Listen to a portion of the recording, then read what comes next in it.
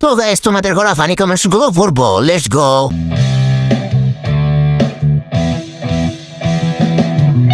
लेकिन ये साला कर क्या रहा है यहाँ पे? नहीं, मैं गाली नहीं दे सकता। गाली नहीं देना।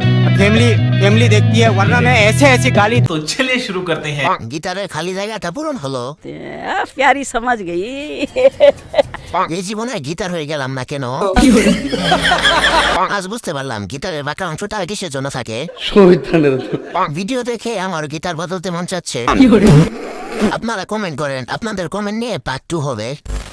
তুমি গিটার বাজাইতেছো আর আমি তোমার গিটার বাজানো দেখে এখানে বসে গিটার মারতেছি। হাপে কাপ লাগছে।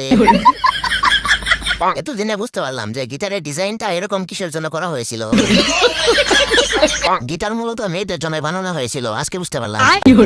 গিটার বাজুক বা না বাজুক, গিটার তোলার স্টাইলটা আমার পছন্দ হয়েছে। সবাই হেডের দিকে না তাকিয়ে গিটারের দিকে তাকাও।